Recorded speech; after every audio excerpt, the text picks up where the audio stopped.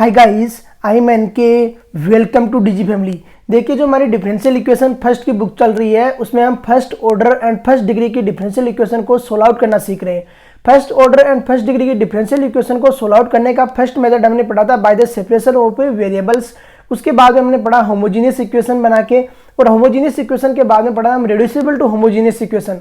अगर differential equation homogeneous नहीं है और लेकिन लग रहा है हमें कि होमोजीनियस हो सकती है तो उसे रिड्यूस करते हैं होमोजीनियस इक्वेशन में और बाद में सोल्व आउट कर रहे थे। तो reducible to homogeneous equation method हमने पढ़ा था। उसके बेस्ट क्वेश्चन प्रैक्टिस भी बहुत हमने किया है। अभी देखिए, नेक्स्ट जो लेक्चर आता है वो है लीनियर डिफरेंशियल इक्वेशन। देखिए, ऑर्डिनरी डिफरेंशियल इक्वेशन के दो पार्ट थे, एक था लीनियर डिफरेंशियल इक्वेशन, एक था नॉन लीनियर डिफरेंशियल इक्वेशन।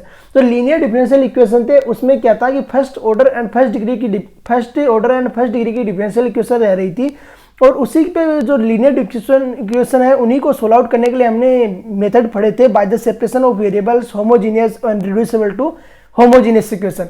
अभी ये जो लीनियर डिफरेंशियल इक्वेशन है, इसका जो लीनियर डिफरेंशियल इक्वेशन हमने ऑर्डिनरी डिफरेंशियल इक्वेशन का जो पार्ट पढ़ा था उसी का पार्ट है लीनियर डिफरेंशियल इक्वेशन। बस फर्क ये है कि जो लीनियर डिफरेंशियल इक्वेशन है इसमें क्या है कि y जो डिपेंडेंट वेरिएबल है वो, और उसका जो डिपेंडेंट वेरिएबल जो उसका डेरिवेटिव एंड इसमें क्या है कि इसका डिपेंडेंट वेरिएबल और इसका जो डेरिवेटिव होता है डिपेंडेंट वेरिएबल का, वो दोनों है वो फर्स्ट डिग्री में रहते हैं। समझना, फर्स्ट डिग्री में रहते हैं इसका derivative and dependent variable both. तो देखिए, डेफिनेशन में लिखिए।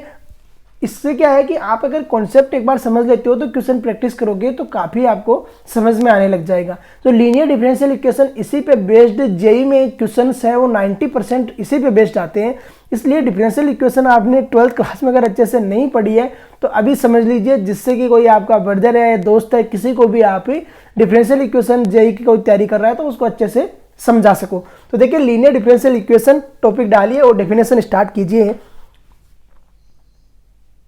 when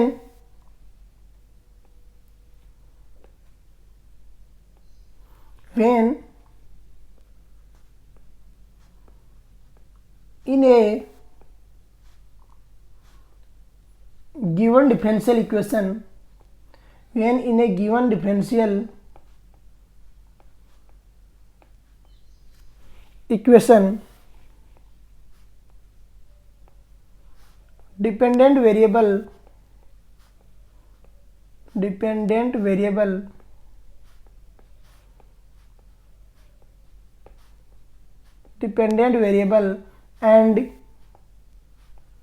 its derivative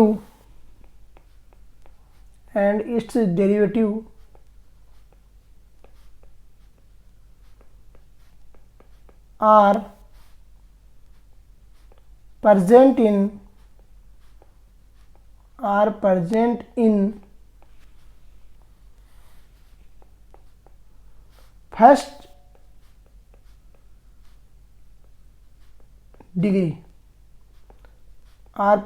in first degree, then differential equation is known as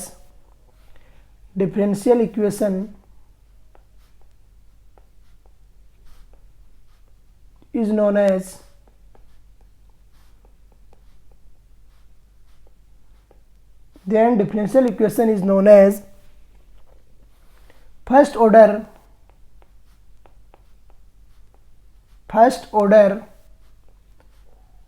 linear differential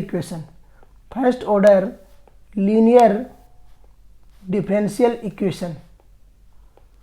First order linear differential equation. देखिए, डेफिनेशन एक बार दोबारा से। डेफिनेशन है लीनियर डिफरेंशियल इक्वेशन की, when in a given differential equation dependent variable and its derivative are present. Dependent variable and its derivative, जैसे dependent variable अगर y है तो इट्स डेरिवेटिव हो गया dy by d x. Its derivative are present in first degree, then differential equation known as a first order linear differential equation. ये इसकी definition हो गई। अभी देखिए, स्टैंडर्ड फॉर्म लिखिए इसकी। स्टैंडर्ड फॉर्म,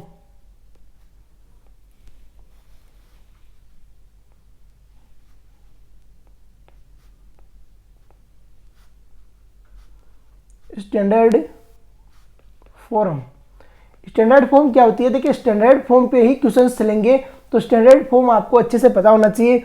स्टैंडर्ड फॉर्म होती है इसकी dy by d x plus p y equal to q. अरे यही रहती है स्टैंडर्ड फॉर्म। इसे इक्वेशन 1 दीजिए स्टैंडर्ड फॉर्म को, where p q are the functions of where pq are the functions of x and functions of x। pq किसके function होने चाहिए? या तो x के फंक्शन होने चाहिए, अदरवाइज कांस्टेंट। pq है या तो x के फंक्शन होने चाहिए, नहीं तो क्या है, कांस्टेंट होनी चाहिए। समझ में आ गया? अभी देखिए ये स्टैंडर्ड फॉर्म कब हो गई? जब डिपेंडेंट वेरिएबल है वो क्या रहेगा, द डिपेंडेंट वेरिएबल है y है और y का डेरिवेटिव dy अपॉन dx है, दोनों फर्स्ट ऑर्डर में है तब। अब अगर dy अपॉन dx है वो डिपेंडेंट वेरिएबल y नहीं रह के अगर डिपेंडेंट वेरिएबल बन गया x, तो स्टैंडर्ड फॉर्म क्या बन जाएगी? स्टैंडर्ड फॉर्म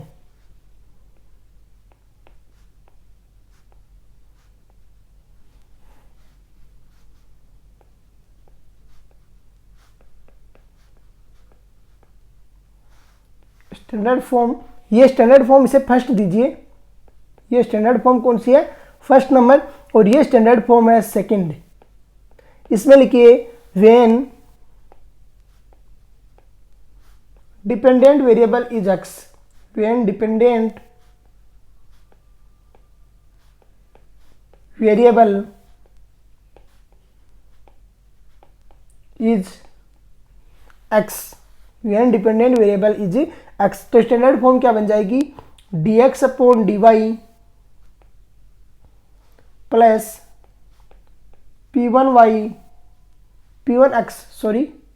p1x आएगा जब डिपेंडेंट वेरिएबल है तब।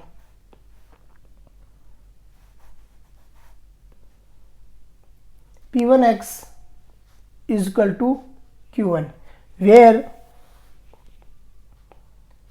p1 and q1, where p1 और q1 are functions of y, functions of y। अभी देखिए p1 एंड q1 किसके रहेंगे? फंक्शन y के। और ऊपर जो स्टैंडर्ड फॉर्म था उसमें pq किसके थे? फंक्शंस थे x के। तो यहाँ पर किसके रहेंगे? फंक्शंस रहेंगे y के। अभी देखिए equation of linear equation,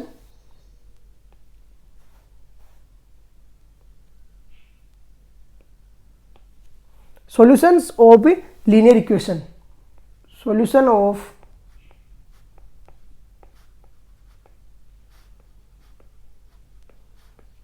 linear equation किस तरीके से सॉल्व आउट करते हैं और क्या मेथड रहता है, ये अभी हम यहाँ पे सॉल्यूशन ऑफ लीनियर इक्वेशन इसका एक डेरिवेशंस पढ़ेंगे कि कैसे ये इक्वेशंस इस टाइप की यहाँ पे लिखोगे। इसे इक्वेशन 2 दीजिए, इक्वेशन 2, और इसे इक्वेशन 1 दे दिया।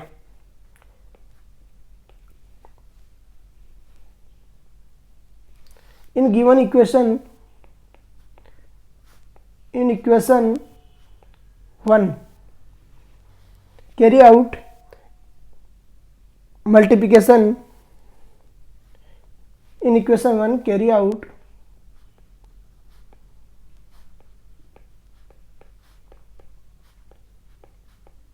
multiplication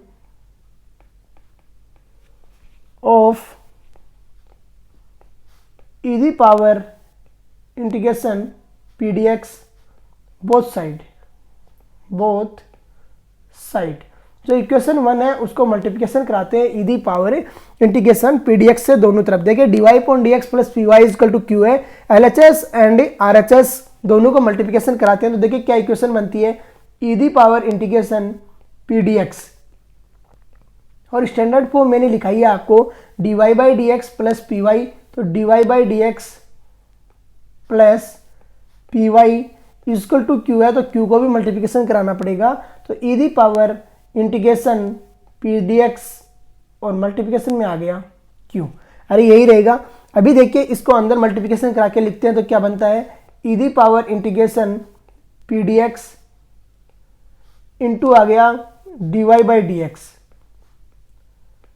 plus y into p e the power p d x equal to आ गया e the power p d x into q. अरे देखिए यही बन रहा है फंक्शन। अभी देखिए ये जो फंक्शन है ये किसका डिफरेंशिएशन है, समझिए इसका किसका डिफरेंशिएशन है। अगर y into e the power integration p d x का डिफरेंशिएशन करते हैं, एक को पकड़ते हैं दूसरे को छोड़ते हैं, तो पहले d y upon d x करेंगे y का, इंटू आ गया e the power integration p d x. फिर e the power integration p d x का करें तो y तो एज इट इज रहेगा और p into e the power integration p d x होता है। तो ये किसका डिफरेंशिएशन हो गया, y into e the power integration p d x का। तो इसे ऐसे लिख सकते हैं D by d x y into e the power integration p d x. अरे लिख सकते हैं, नहीं लिख सकते, इक्वल टू आ गया e the power integration p d x into q. Carry out, इसे इक्वेशन दीजिए 3। Carry out integration both side, carry out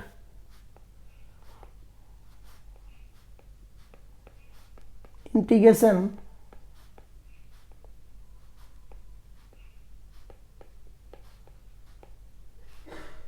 both side, both side. जब बोथ साइड इंटीग्रेट करेंगे तो देखिए क्या टर्म्स मिलती है, y एज इट इज रहेगा y into e the power p d x. अरे ऐसे ही बनेगा d y point d x से हट जाएगा। इंटीग्रेट करके देखिए यही टर्म्स आएगी इक्वल टू, यहाँ पर क्या बन जाएगा integration E the power p d x into Q multiplication में आ गया डी एक्स। अरे ये टर्म्स आएगी, कोई डाउट। अभी देखिए y को एज इट इज रखते हैं और इस टर्म को इधर लेके जाते हैं तो ई दी पावर ये बन जाएगा minus integration p d x into में आ गया integration E the power p d x into Q D x. अरे ये टर्म आ रही है और ये इसका है वो जनरल सॉल्यूशन हो गया, इट्स सॉल्यूशन। अब देखिए इट्स सॉल्यूशन, ये किस सॉल्यूशन में हो गया, जो गिवन इक्वेशन रहेगी अगर उसमें p क्या रहेगा q क्या रहेगा उसी के अकॉर्डिंग चेंज कर देंगे। लेकिन ये क्या हो गया, इस इक्वेशन का सॉल्यूशन रहेगा। जो भी आपकी डिफरेंशियल इक्वेशन दी हुई रहेगी कि जिनमें first order and first degree में जो डिपेंडेंट वेरिएबल है वो रहता है, अगर उसका डेरिवेटिव एंड डिपेंडेंट वेरिएबल दोनों अगर first order and first degree में रहते हैं तो उसका सॉल्यूशन आप इस तरीके से दोगे। तो देखिए किस तरीके से अभी एक दो क्वेश्चंस करेंगे तो और ज़्यादा आपको क्लैरिफाई हो जाएगा कि क्या मेथड रहता है और किस तरीके से हमें सोल्व आउट करते हैं। नेक्स्ट है वो इसमें लिख लीजिए कुछ ही आप रिमार्क्स लिख लीजिए, जिससे क्या है कि और ज़्यादा क्लैरिफाई हो जाएगा आपको कि क्या क्या रिमार्क्स रहते, क्या क्या हमें ध्यान दे के चलना है। रिमार्क्स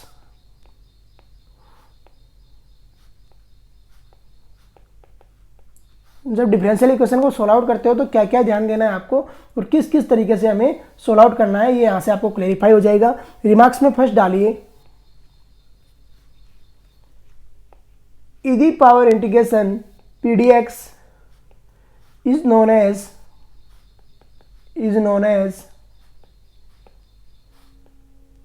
इंटीग्रेटिंग फैक्टर बोलते हैं इसे। क्या बोलते हैं, इंटीग्रेटिंग फैक्टर, इंटीग्रेटिंग फैक्टर। और कई जगह आपको लिखा हुआ मिलेगा आई एफ फैक्टर, कोष्टक में लिख लेना I F integrating factor. Second remarks डालिए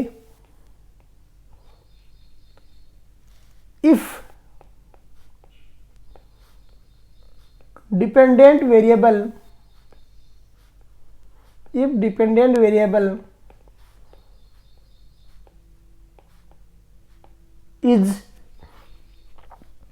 dependent variable is x that time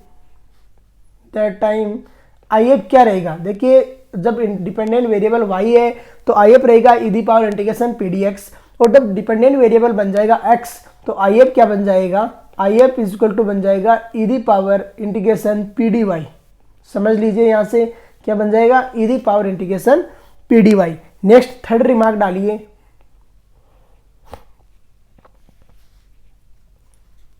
if I F equal to e the power integration p d y, that time solution भी चेंज हो जाएगा। That time solution is that time solution देखिए क्या रहेगा, x into I F रहेगा। x into क्या करोगे, I F, x into I F रहेगा इजक्वल टू रहेगा इंटीग्रेशन जो Q1 आपका Q1 एज इट इज आएगा, Q1 इंटू आई एफ और मल्टीप्लिकेशन में dy रहेगा। ये ध्यान देके चलना किस तरीके से सोल्व आउट करेंगे जब e the power integration p d y I F रहेगा। और e the power integration p d y I F कब रहेगा, जब x है वो डिपेंडेंट वेरिएबल रहेगा। नेक्स्ट है वो फोर्थ रिमार्क भी डालिए,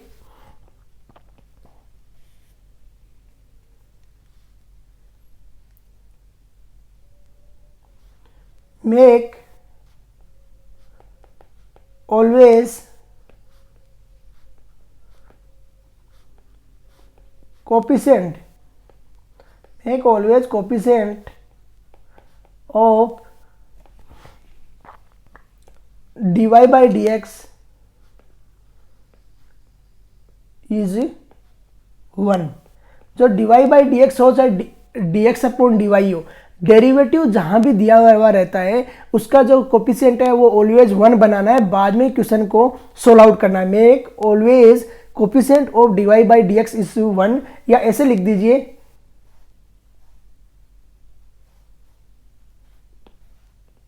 dy by dx किस जगह आप वो भी लिख सकते हो।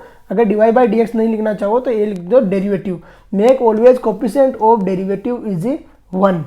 डेरिवेटिव का कोफिशिएंट 1 बना के ही इक्वेशन को सोल्व आउट करना है। Make coefficient of derivative is 1 always, अरे ऐसे ही बोलोगे।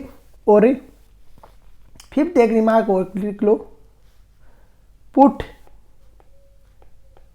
अगर कहीं भी e the power n log fx आता है, क्या आता है, e the power n log fx, तो इसको ऑलवेज क्या पुट करोगे, fx दी पावर n। अब ये कैसे पुट करोगे ये तो आपको पता है कि ई दी पावर में log है तो log के जो मल्टीप्लिकेशन में फंक्शन है वही आ जाता है। ई दी पावर अगर log x है तो डायरेक्ट log x लिखते हो, उसी तरीके से e the power n log fx है तो यहाँ n log n की प्रॉपर्टी लगाएंगे तो fx की पावर n हो जाएगी और फिर fx की पावर n आंसर आ जाएगा। तो ये 5 रिमार्क्स है, ये आपको फॉलो करते हुए चलना है, कोई क्वेश्चन गलत नहीं होगा इससे। देखिए अच्छे से समझ लीजिए कि यहाँ पर सबसे पहले देखिए क्या करना है आपको, ई दी पावर इंटीग्रेशन pdx है वो नोन एज इंटीग्रेटिंग फैक्टर जिसको बोलते हैं, उसको लेके ही आपको क्वेश्चन सोल्व आउट करना है। अभी थोड़ा सा मैं रिवाइज करा देता हूँ आपको कि किस तरीके से डिफरेंशियल इक्वेशन को सोल्व आउट करना है लीनियर डिफरेंशियल इक्वेशन मैंने गिवन। देखिए लीनियर डिफरेंशियल इक्वेशन होती क्या है, सबसे पहले तो लीनियर डिफरेंशियल इक्वेशन की डेफिनेशन होनी चाहिए आपके पास। तो लीनियर डिफरेंशियल इक्वेशन आपने देखिए ऑर्डिनरी डिफरेंशियल इक्वेशन के 2 पार्ट पढ़े थे, एक तो था लीनियर डिफरेंशियल इक्वेशन, एक पढ़ा था non linear differential equation. Linear differential equation में मैंने आपको बताया था कि first order and first degree की डिफरेंशियल इक्वेशन रहती है। तो कि फर्स्ट ऑर्डर फर्स्ट डिग्री की डिफरेंशियल इक्वेशन तो वहाँ पर थी, आप होमोजीनियस पे जब सोल्व आउट कर रहे थे वहाँ भी first order and first degree थी, by the separation of variables जब लगा रहे थे तब भी first order and first degree की थी। लेकिन दिक्कत क्या थी वहाँ पे कि जो डिपेंडेंट वेरिएबल था वहाँ पे स्क्वायर में भी आ रहा था, क्यूब में भी आ रहा था। यहाँ पर जो लीनियर डिफरेंशियल इक्वेशन रहेगी यहाँ पर कभी भी जो डिपेंडेंट वेरिएबल रहेगा वो स्क्वायर क्यूब में नहीं आएगा, वो भी derivative first order and first degree का है और वो भी हमेशा फर्स्ट डिग्री का रहेगा। तो ये लीनियर डिफरेंशियल इक्वेशन की पहचान होती है। इसका स्टैंडर्ड फॉर्म है dy by dx plus p y equal to q, और वहाँ जहाँ पर क्या है p और q क्या रहेंगे, फंक्शन ऑफ x रहेंगे। dy upon dx plus p y equal to q है, where p and q are the function of x, otherwise रहेंगे कॉन्स्टेंट भी रह सकते हैं। फिर स्टैंडर्ड फॉर्म सेकंड आती है जब x डिपेंडेंट वेरिएबल बन जाता है, तो dy upon dx plus p1y plus equal to q1 है, वेयर p1 एंड q1 किसके रहेंगे, फंक्शन रहेंगे किसके, y की। फिर इसका सॉल्यूशंस किस तरीके से सोल्व आउट करते हैं, तो इसका जो आपको डेरिवेशंस आना चाहिए। देखिए काफ़ी बीएससी कर लेते हैं, एमएससी कर लेते हैं, लेकिन लीनियर डिफरेंशियल इक्वेशन का कॉन्सेप्ट नहीं समझ पाते हैं कि क्यों लिखते हैं ऐसा, dy upon dx plus p y equal to q equal to, हम ऐसा क्यों लिख देते हैं y into I F equal to integration q into I F d x, ऐसा क्यों लिख देते हैं ये पता नहीं रहता। तो क्यों लिखते हैं देखिए समझिए, अगर दोनों LHS एंड RHS को dy by d x plus p y equal to q को अगर मल्टीप्लिकेशन कराते हैं तो ये बनता है e the power integration p d x d y by d x plus p y equal to e the power integration p d x into Q.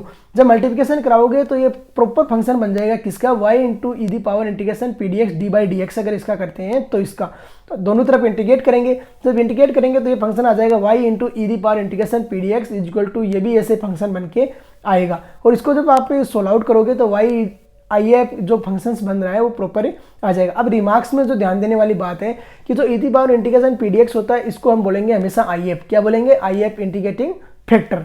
और फिर क्या करेंगे, अगर डिपेंडेंट वेरिएबल y ने रहकर डिपेंडेंट वेरिएबल बन जाता है x, तो IF इजकल टू बन जाएगा e the power integration PDY, जो x है वहाँ पर क्या आ जाएगा y पे, क्योंकि y का फंक्शन आएगा यहाँ पे P1 वगैरह, तो y आ जाएगा। फिर IF है वो ई दी पावर इंटीग्रेशन PDY है, दैट टाइम इक्वेशंस का जो सॉल्यूशंस है वो भी चेंज हो जाएगा। जब डिपेंडेंट वेरिएबल y है तो बनता है IF into y equal to integration Q into e the power PDX dx बनता है। जब फंक्शन में जो डिपेंडेंट वेरिएबल बन जाएगा x, तो आंसर आएगा x into IF equal to integration Q1 into IF dy। फिर है जो कोफिशिएंट्स है dy by d x plus p d y equal to q. ये बात हमेशा ध्यान दे के चलना है कि dy बाई डी एक्स का जो कोफिशिएंट है हमेशा 1 होना चाहिए।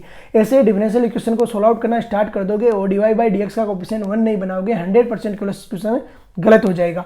फिर क्या है कि जहाँ पर भी ई दी पावर एन लोग fx मिलता है तो fx दी पावर एन उसे लिख देना है और क्वेश्चन सोल्व आउट कर लेना है। इसी तरीके से आज का लेक्चर हम यहीं पे फिनिश करेंगे। सिर्फ आज हमें डेरिवेशंस पढ़ना था लीनियर डिफरेंशियल इक्वेशन का। नेक्स्ट जो लेक्चर आएगा उसमें हम क्वेश्चंस प्रैक्टिस करेंगे। अच्छे से क्वेश्चन प्रैक्टिस कीजिए, जिससे क्या है कि एग्जाम में आप कंफर्ट फील करोगे। तो आज का लेक्चर हम यहीं पर फिनिश करता हूँ। जय हिंद, जय भारत।